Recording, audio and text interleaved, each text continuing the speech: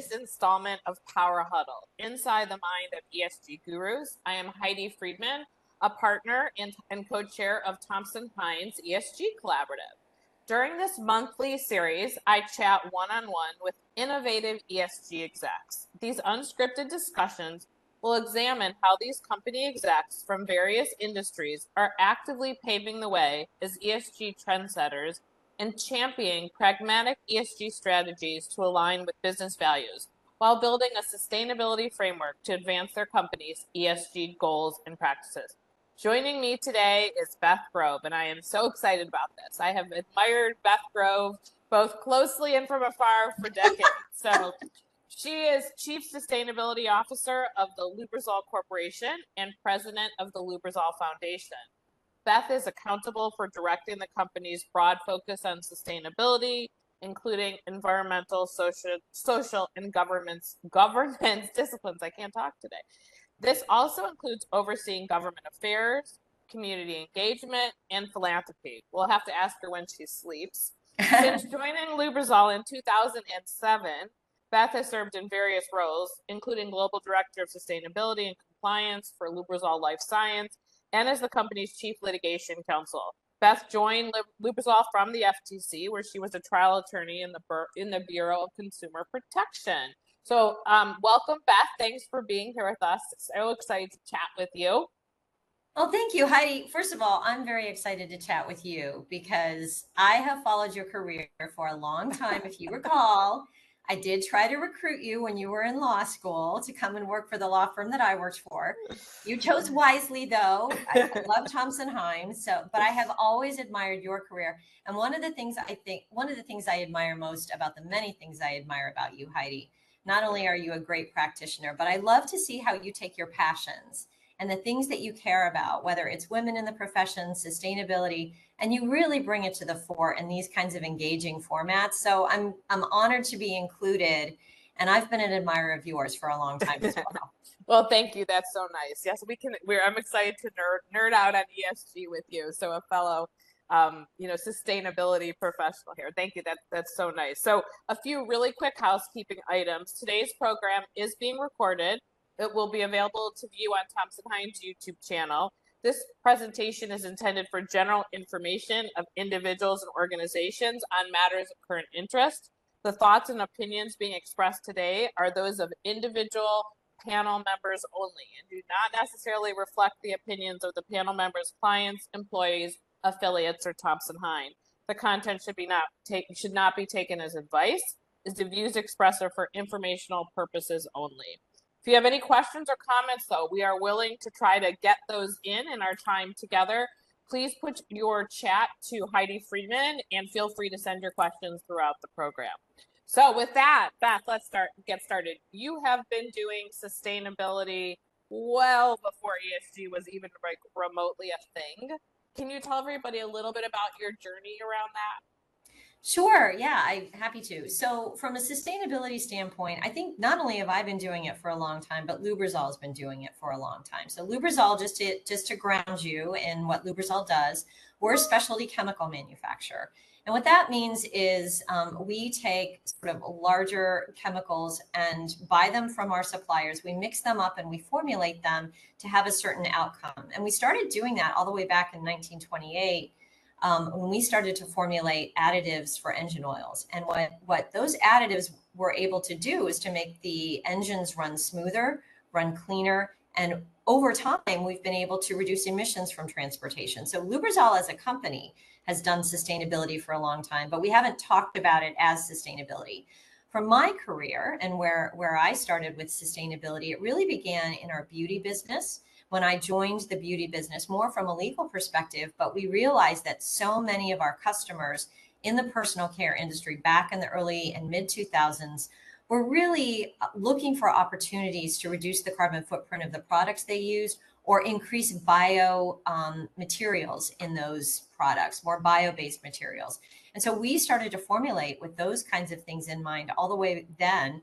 And I started my journey with our organization as we started to integrate these sort of different kinds of concepts in chemistry that have enabled our customers to be more successful. So we always called it things like efficiency, We called it, better emissions. We didn't necessarily view it from an ESG standpoint. From a social standpoint, the Lubrizol Foundation has been around for 70 years. We have done a lot of work in our communities. We really are very intentional about engaging with our communities globally. So we have 60 manufacturing sites all over the world. We're in over 100, we sell into over 100 countries. And so engaging with our communities is really very important to us. And of course, what all that means is we need to have good policies in place. We need to have processes in place to make sure that we're compliant with the laws of all of the countries where we're operating. And so when you add all those up, ES and G, we really have been doing it for a long time. And it's been my joy for the last 17 years to be doing that with Lubrizol. Yes. And you definitely have become a guru in the field. And what would you say during that journey has been your biggest or largest ESG related accomplishment? Well, I think for me in my role here at Lubrizol, and I think probably for any sustainability professional in a corporate setting, it's the alignment of all the different partners that you need to make friends with within your own organization in order for sustainability to truly be part of the thinking of the organization. I mean, one of the unique things about being a chief sustainability officer is that goals and targets are set for you that you have literally no control over whether you're going to meet them or not. So, right, if you have goals to reduce your scope 1 emissions, you really need to be good friends with your operations team and truly understand what they're doing to reduce, the amount of fuel that we're using. If you want to reduce your scope 2, you've got to be friends with procurement, or even your scope 3. You want to be friends with your procurement so that you're understanding what renewable energy you're buying or what are the materials that you're purchasing.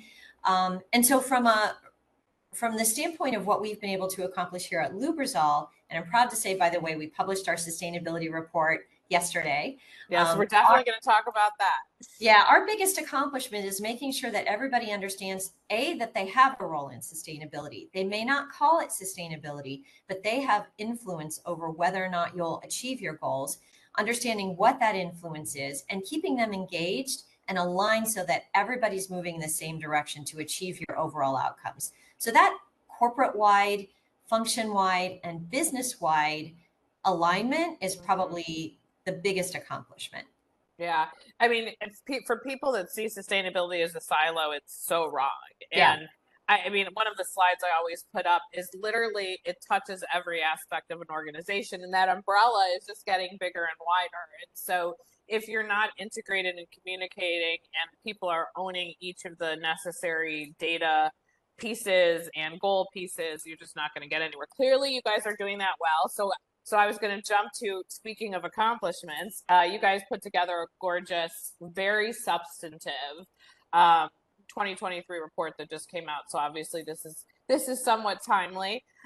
It's like, you go on the Today Show, right, when you write a book, here you are. But what I was really amazed at, if you guys, set a goal by 2030 that I believe you've met already.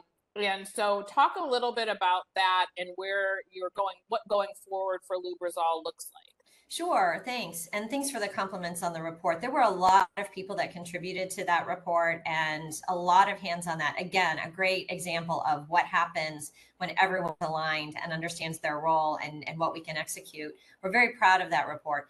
I think a couple really important things we wanted to accomplish with this report. I think the first thing we wanted to accomplish was we really would like to make sure that we establish ourselves and we reset where sustainability sits in our organization and what it means to Lubrizol. And what I mean about that is that we are a specialty chemical manufacturer.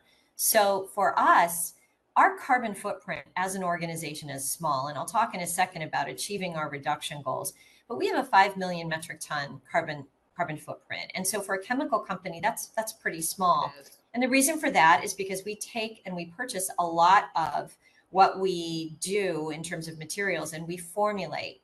But we are formulating for our products to have a sustainable impact outside of Lubrizol.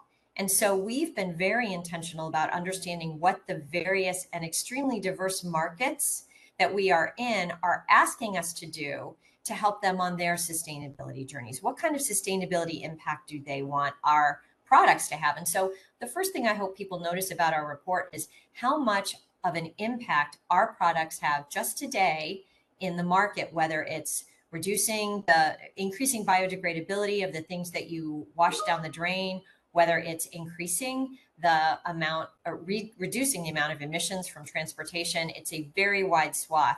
All of that is accomplished through our products. The other thing that we wanted to do was to make sure that people understood, especially because innovation is so important to us, how we're integrating sustainability into our innovation process. Mm-hmm. So not just formulating for sustainability, but formulating sustainably, putting sustainability into our R&D processes and our innovation processes through things like digital twins and AI. And then finally, getting to our manufacturing and really making sure that we're setting the right goals around reducing our carbon footprint. And so you're right, we did set a goal, 20% reduction in scope 1 and 2 by 2030. That was an absolute goal. We hit that goal in 2023, and that told us two important things.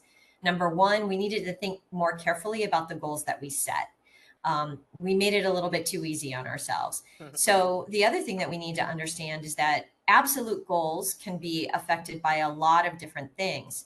For us, the value of sustainability is achieving efficiency and cost savings in our manufacturing. And so an intensity goal, even if it's just internally facing, is something that we're thinking about putting into place so that we're making sure that we're getting the benefit out of everything that we're doing from a sustainability standpoint. So as we're setting our next set of goals, which we'll be doing, and we're actually going to release our next report in April of next year with a new set of carbon footprint reduction goals. But as we set those goals, we know today that as important as what those targets are is having the roadmap of how you're going to get there. We don't necessarily want to set aspirational goals that rely on unnamed future technology to be named later. We want to have a clear path to what those goals are going to be. So while we're excited about the progress that we've made in reaching our scope 1 and scope 2 goals, we're even more excited about setting new goals that will be more intentional, more focused on the roadmap, and hopefully benefit those products that are really the cornerstone of what we do around sustainability. Yeah, that was so definitely a theme. So, you know, the way you guys are developing and mixing and your product in delivering that, you are changing things for a consumer down the line that came through loud and clear. And so while you're doing this sort of reset, have you guys talked about scope 3 at all? Obviously the SEC is not including that. As a private company, then you're probably not gonna, from US folks might not get questions, but you know, from a global market, there's certainly CSRD and other things, even California that's looking at scope 3. Yeah. So how are you guys tackling that? Have you talked about scope 3? We have, and we are, even though, so a couple things just from a reporting standpoint. So we are privately held by a company called Berkshire Hathaway. And so we, as are 60 other operating companies. And so we know that Berkshire and lots of other companies that have lots of other subsidiaries at some point are publicly held companies, and whatever happens with the SEC requirements, they'll need to report. We will need to report to California as an entity. Lubrizol will. We do reach the thresholds there. And we also are going to be reporting on CSRD. We have enough of a European presence that we will be reporting in Europe as well.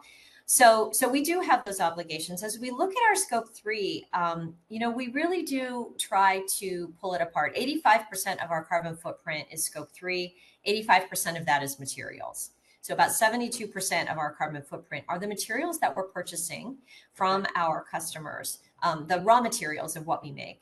And we want to be very intentional about what goals we set around scope 3. So I don't think you're going to see an overall scope 3 reduction goal, because for us, that doesn't make sense. For us, we'd like to really understand from a strategic standpoint, if we're going to have to look for things like swap-ins, a bio-based versus a non-bio-based material, where does that make the most sense? What market, and we really do try to stay aligned to our markets and our customers, what market is really asking for that kind of a material? And so if we're going to make that kind of a change, let's put that energy and resource allocation around the markets that are asking for that kind of a swap out. Okay. So I think from a scope 3 standpoint, we've mapped well over 99% of our supply chain and our materials. So we know what our scope 3 is. We're very aware. We are prepared to make the changes as they're required, but not every market is asking for that. And so we want to make sure that we are allocating those resources to the markets where that is very important to those customers today. And that'll set us up to make better improvements tomorrow. Right. And that's, you're doing where you're making ESG work for you, doing it in the way that you're discussing, because it's aligning to the company value and probably Right. to what your stakeholders and shareholders are looking for. So I love that description and projection. And that makes me also wonder, what is your biggest challenge right now around ESG? Is it this shifting, regulatory framework that is changing every day? California looks like it's going to be delayed a little bit. We'll know more in a couple weeks on that, I think. What would you say your biggest challenge is right now? I would say, given that our focus of sustainability is really on what is important to our customers and meeting our customers' needs, while it's certainly a challenge to make sure that we're ready for all of the reporting, that's really more of an administrative issue, right? So we do participate in some voluntary reporting. We participate in CDP, as you saw from the report. We participate in EcoVadis.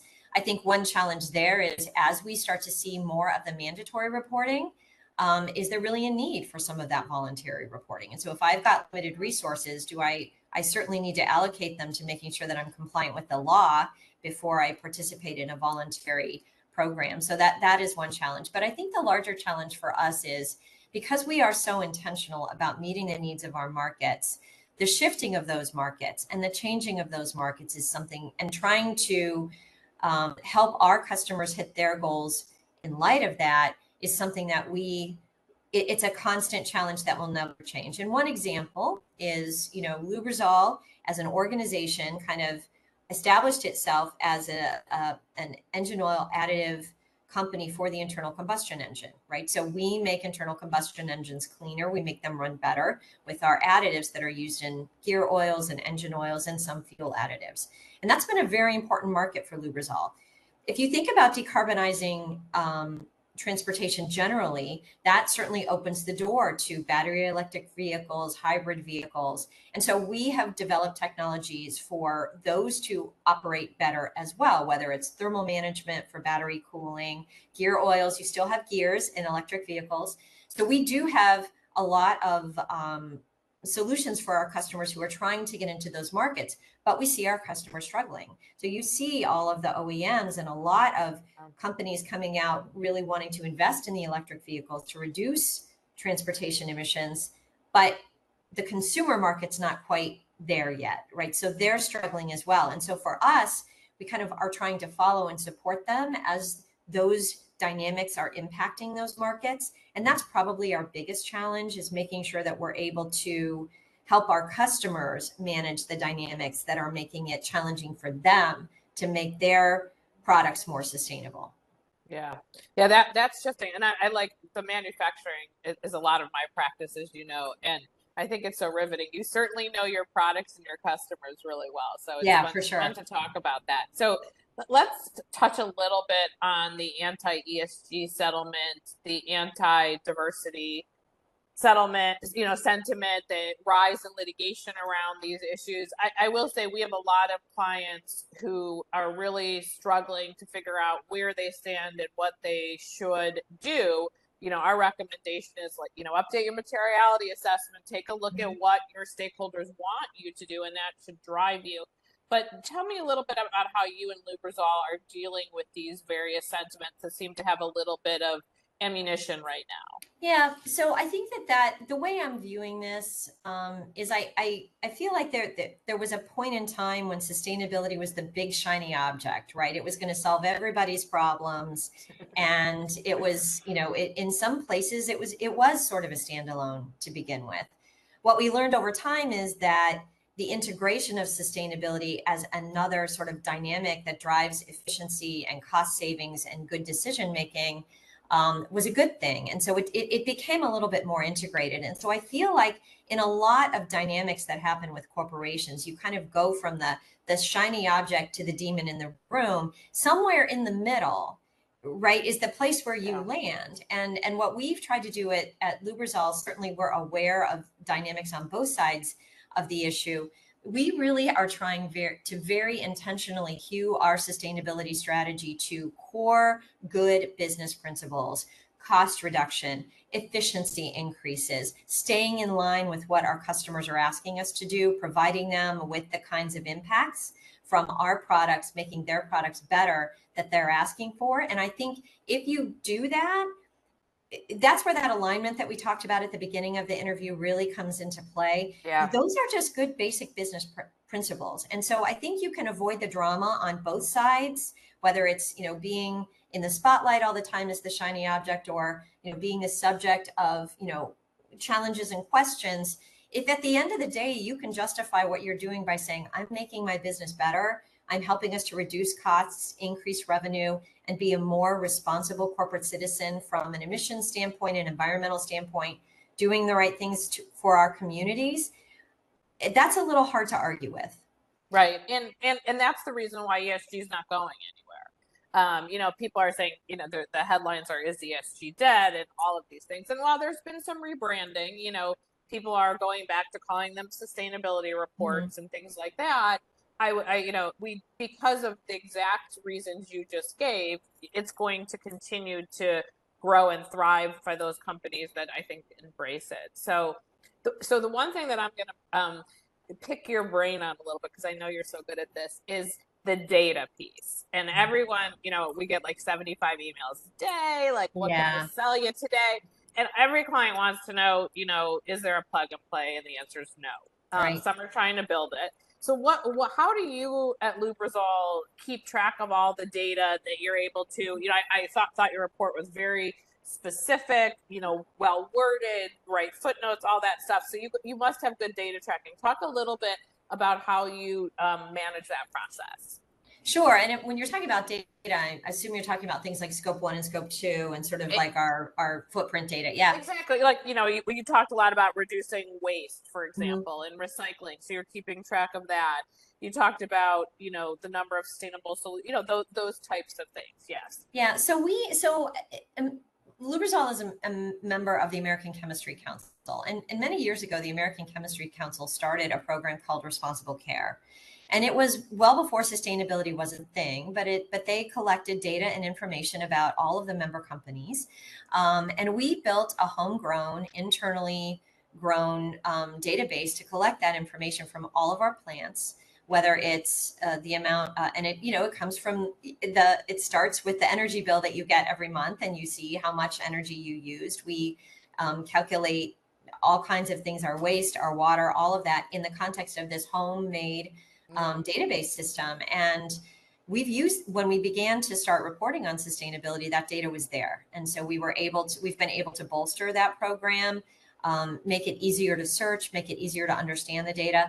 I do think, though, that nothing is more important than making sure that the people at the plant level understand how important it is that their data is accurate. We do spend a lot of time, and we've had a very focused effort in the last year on making sure that we're retraining people about how to input that data into our system, why that data is important. It's not just about recording what the electricity bill said. This is data today, especially now today, as we're starting to talk about reporting to governments and wanting to make sure that our data is accurate. We've retrained our whole team about the importance of this data and why we need to be accurate about it. So we don't have a plug and play. We built something internally that we've been able to repurpose. The good news about that is the organization was generally familiar with. They didn't have to learn something new. Right. They just needed to learn about, hey, this now has a different purpose. And we know that you were careful, and we know that you were conscientious about putting the data in before, but now it's really, really important that you do that. Wow, what a great vision you guys have. That you could probably sell that to other people. You should. I don't know about that, but I do commend the people that were here and that built it and did have that foresight many years ago. We're very fortunate. And are you auditing your data at We this do. point? So we do Okay. have, yeah. So our scope 1 and our scope 2, as you saw in the report, we do get our data audited by an external auditor, just to make sure that everything lines up and makes sense. And we'll continue to do that because whatever we put into that report, we want to make sure is accurate. Okay. And the other thing that's been on the rise, obviously, is greenwashing, mostly in sort of what I would call the food and clothing, Mhm. or against fossil fuel companies, things like that. So you guys are not direct B2C, so maybe it's not quite as much of a concern for you. But what's your advice on how to make sure that companies don't end up with a greenwashing claim filed against them? Yeah, that's a great question, Heidi. And you are right. That is 100% on the rise. And I will tell you that I think that what's been happening here is that while, opportunities to enforce or bring environmental issues to the fore might not have worked under private causes of action in the environmental space, this consumer product approach that greenwashing uses, where in many of these cases you'll see it's the state consumer product statute that these cases are brought under. Um, I do see a big movement toward that. One thing I would caution anybody who's a B2B company to keep in mind is that the green guides that are currently in place today are B2B, right? They apply B2B. It's not just B2C. And you do see things like, I think it's called allocated, I can't remember the exact word for it, but the FTC will, in fact, if you make a statement that causes someone else to make a misstatement, you can be liable as well. So we've seen that happen. And so we are actually very, very careful about our claims and the claims that we make. Obviously, the most important thing is substantiation. You absolutely have to, it's the same as any other kind of claim that you make about your products, right? You absolutely need to substantiate it. However, we've seen cases where companies have tried to substantiate with a proof methodology that is internally generated or maybe based on assumptions as opposed to not real world applications. So I would stay away from that. Try to pick something that is going to be more universally accepted based on actual use. Here at Lubrizol, we actually, being a litigator, I will say that I am very acutely aware of this, and we take this very seriously. And so we do training on greenwashing. Our claims team, our communications team is trained on greenwashing. Making sure that what you say is true, is accurate, and is substantiated with data are probably the three most important things that you can do. And contemporaneously substantiated, not Yeah. substantiated after the fact. So Yeah, that's great advice. absolutely. And I have to ask you, since you spent some time at the FTC, do you have any prediction on when or if we're ever going to see the Green Guide update? Yeah, my heart really goes out to my ex-colleagues at the FTC because this area and the area, first of all, the rise of litigation around greenwashing, the different countries that are putting greenwashing standards in place, the different states that are putting greenwashing standards in place. I don't envy them having to pull all this together and say what would be essentially the US federal standard on greenwashing, which we know so many like NAD are going to follow and others. So I don't have a prediction. I'm hopeful that it will be soon, maybe by the end of this year. But I know that they have pretty much an unprecedented number of challenges in trying to align this with a fast moving area and lots of different stakeholders. So we'd love to see something soon, but in the meantime, I know that they're probably doing their best to try to keep this aligned for companies like ours that are trying to comply with all of these different standards. Yeah, yeah. Well, we'll have to wait and see. We can go over under on that. But before I let you go, when you're not running the foundation and doing your 95 jobs at Lubrizol, what do you do for fun, Beth? Oh my gosh. Well, my three children live in three different cities, so I go and visit them as often as I can. My husband and I have a sailboat, so we live in Cleveland and we have a beautiful lake called Lake Erie, so we sail on Lake Erie. And then I have a number of nonprofits that I'm either on the board of or that I volunteer with that are really important to me to maintain, a good and healthy community here in the Cleveland area. So I do a fair amount of work with them as well. My husband would love your sailboat. We'll have to get in on that. Oh, I yay. actually, Okay. I mentioned one of my favorite things was I saw you guys, Lubrizol gave a grant to the Cleveland Metro Parks for a forest rehabilitation project, which Yeah, the for those Forest of us in Resilience Cleveland, Project. for, Yeah, that for Forest the, Resilience Project is really, really important. It's really important for us to understand what kinds of trees are best for carbon capture, but then also as the climate changes, which of those trees will be the most resilient. And so that's what that grant was designed to foster. Yeah, for those of us in Cleveland, we thank you. So Sure. Thank you for taking the time today. This includes our discussion. This webinar was recorded and will be available to view in our library of recordings on Thompson Hine's YouTube channel. We encourage you to visit our page and subscribe to stay up to date. Thank you guys for attending. And Beth, I cannot thank you enough. I hope to see you out on Lake Erie somewhere or in an airport or somewhere soon. And you really are a guru. Thanks for sharing your wisdom with us. Great to see you as always, Heidi. Take care. Take care.